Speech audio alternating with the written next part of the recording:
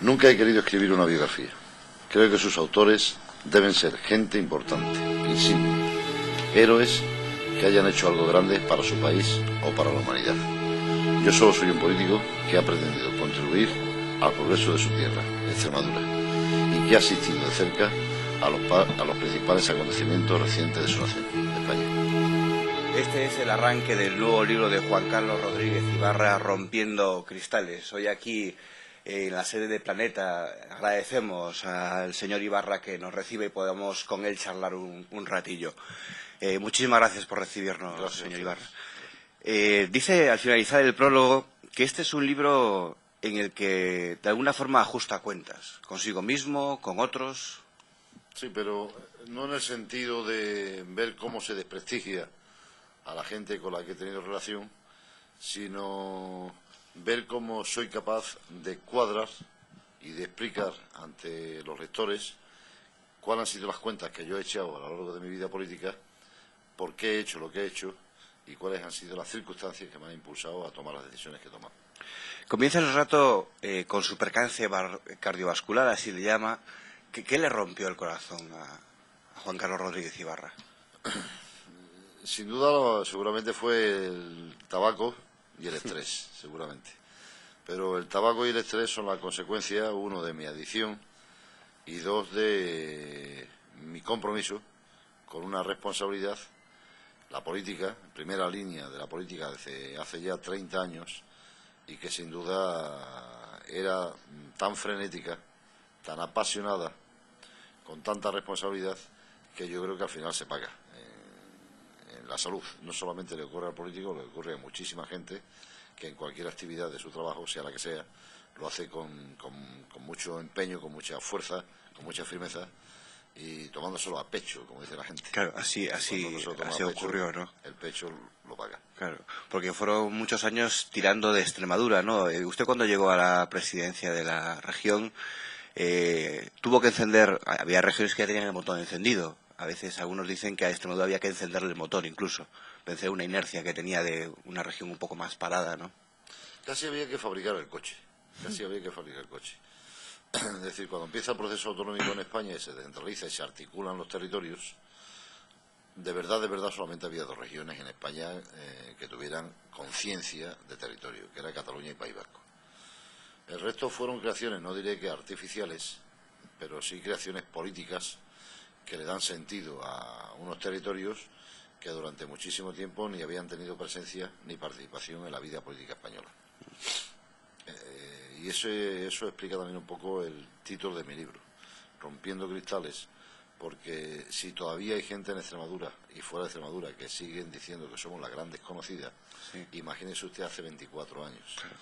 No la conocía nadie y yo creía que teníamos derecho a tener presencia nacional, que se nos había hurtado durante toda la historia, y la forma de tener presencia era de vez en cuando romper alguna luna. Para llamar la atención. Para llamar la atención, no tanto desde mi perspectiva personal como desde la perspectiva de la región que yo representaba, para que la gente supiera que estamos ahí, que había que consultarnos y que podríamos convertirnos en la conciencia crítica de este país, cosa que hemos conseguido.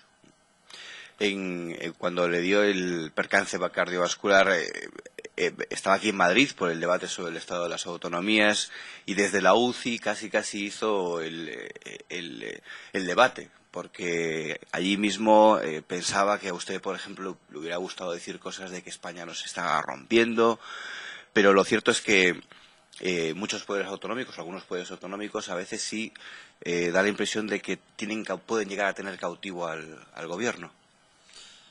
Pues lleva usted razón. Hay veces que cuando en España no se consigue mayoría absoluta, y cada vez es más difícil conseguir mayoría absoluta a nivel de gobierno central, los gobiernos se ven la necesidad de buscar alianzas. Como es muy difícil y casi imposible, y a lo mejor no es deseable, una alianza entre los dos grandes partidos, PSOE y PP, hay que buscar bisagras. Y las bisagras en España son los nacionalistas. Con lo cual se da la paradoja de que un gobierno central que busca la estabilidad del Estado tiene que negociar y pactar con aquellos partidos que buscan precisamente el debilitamiento. Claro, es un contrasentido, ¿no? Es un contrasentido y es pernicioso para la estabilidad. Por eso habrá usted observado que yo en el libro pido y reclamo que haya un nuevo pacto institucional donde volvamos a marcar el camino que podemos recorrer otros 30 años junto a los españoles y donde el Senado adquiera un protagonismo que hasta ahora no ha tenido, claro, para que los partidos que representan solamente a una parte del territorio español no estén representando la soberanía nacional en el Congreso, sino que tengan su asiento y su sitio en el Senado.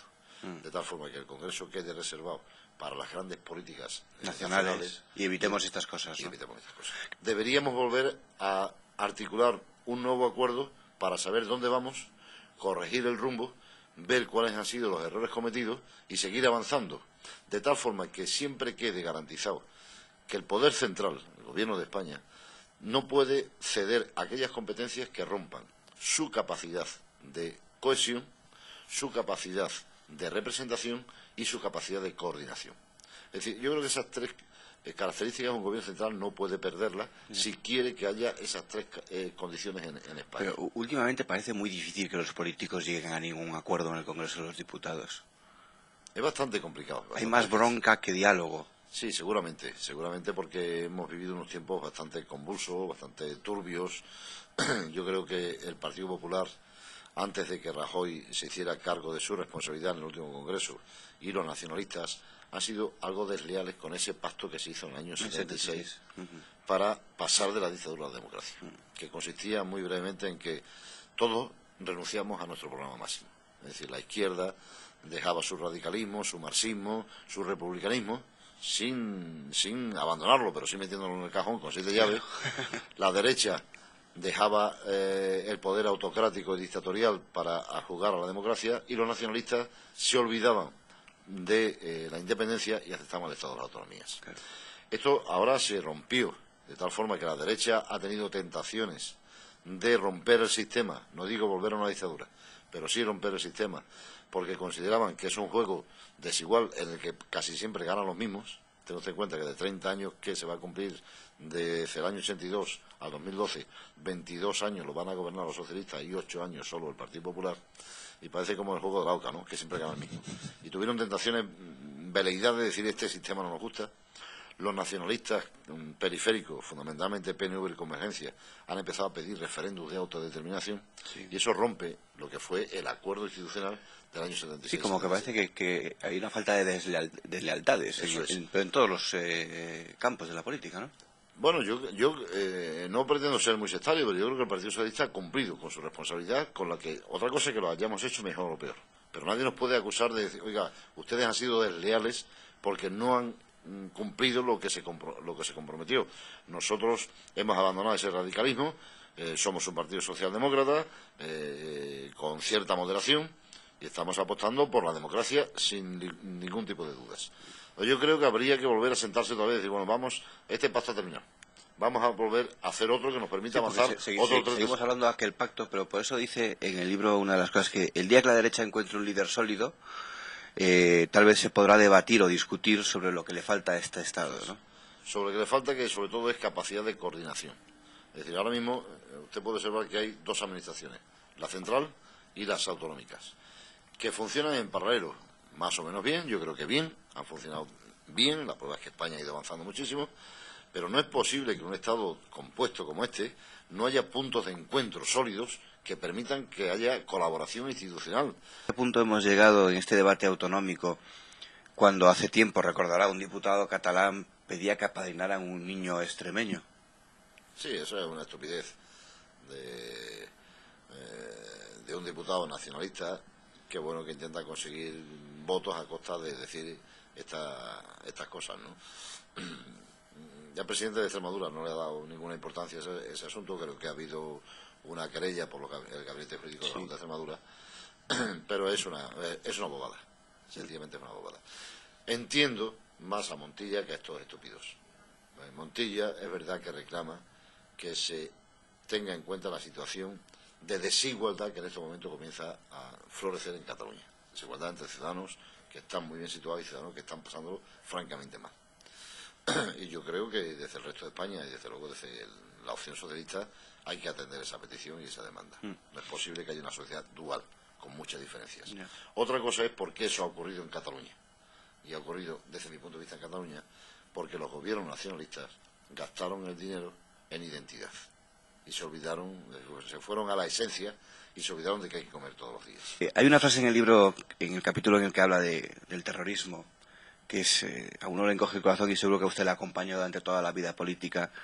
¿Por qué asesinaron a Pablo? Ustedes no pueden hacer nada, le dice los familiares de una víctima, ¿no?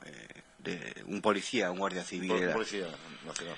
Lo que intentó hacer Zapatero es algo de eso que se puede hacer, Yo creo o que sí. se debería hacer.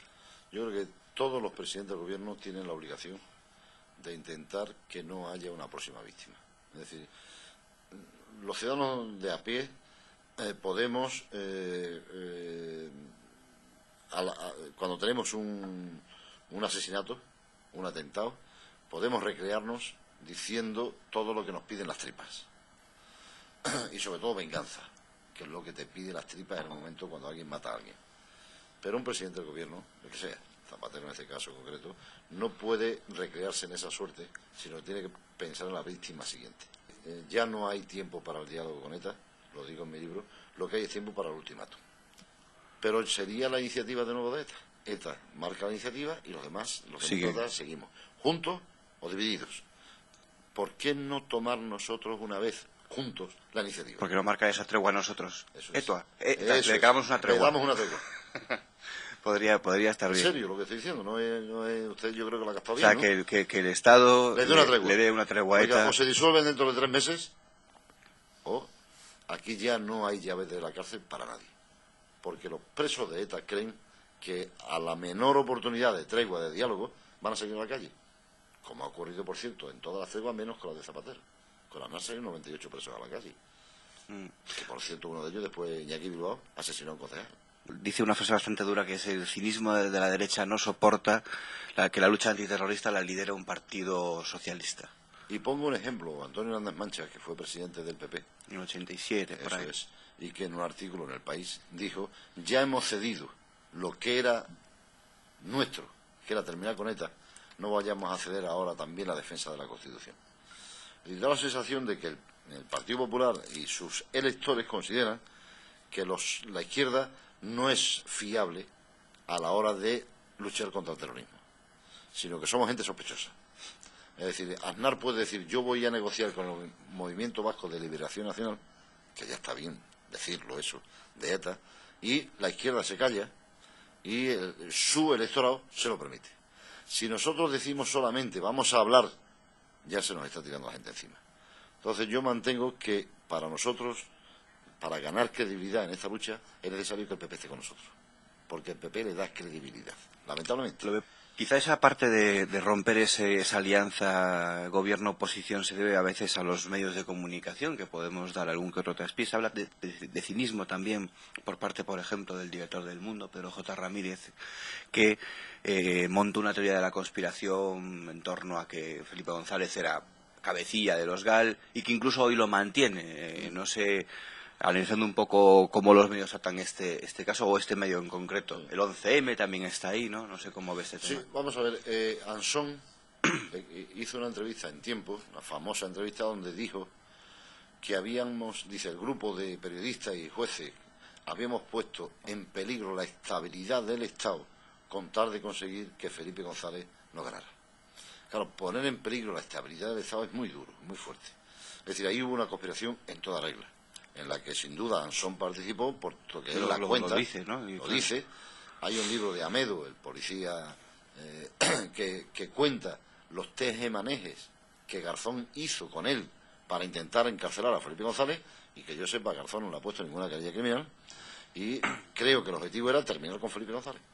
Ese era el objetivo. No fueron capaces y al final se quedaron con Rafael Vera y con Barrio Nuevo. Pero no eran los objetivos eso. Es decir, digo en el libro que da la sensación de que quitaron la escalera. Cuando iba a salir Vera, quitaron la escalera. Habían puesto una escalera para que fueran saliendo gente, y cuando va a salir Vera, quitan la escalera. Pero el objetivo no era tampoco Rafael Vera. A Vera se le acusa justamente de haberse quedado con dinero. No hay una sentencia que diga que Rafael Vera se ha quedado con dinero. Incluso la última dice que no se puede probar que se hubiera quedado con dinero, pero de todas maneras va a la cárcel. Y yo sostengo que Felipe González no fue el creador del GAL, sino fue el que terminó con la guerra sucia en España. Pues Pedro J. Ramírez sigue insistiendo. Sí. Insiste ahora, y hace ya unos años, pero yo cito algún párrafo de cuando era director de Diario 16, Sí. donde decía que a los etarras había que matarlos, asesinarlos, etcétera, etcétera, como los tigres, etcétera, etcétera. En aquel tiempo no decía eso. En aquel tiempo decía, animaba a que se asesinara a los etarras. Para un político es difícil relacionarse con ese tipo de prensa. Con ese tipo de personas, sí. A mí con los inmorales me resulta muy difícil relacionarme. Pedro J. es un inmoral. Un inmoral, o mejor dicho, un amoral. Que carece de moral. Eso es. Empezamos la entrevista, leía usted las primeras líneas de su libro, y bueno, parece una tontería, pero le vamos a pedir que acabe leyendo las últimas. Muy bien. Y entonces a los lectores le dejamos el trabajo de hacer lo del medio. Que es un poquito nada más. Y desde la marca a la marca. Lo cantaba el tango. No me digas adiós, porque siempre estoy volviendo. Aunque seguiré viviendo con intensidad muchos años, en mi funeral no sonará esa canción, sino la internacional.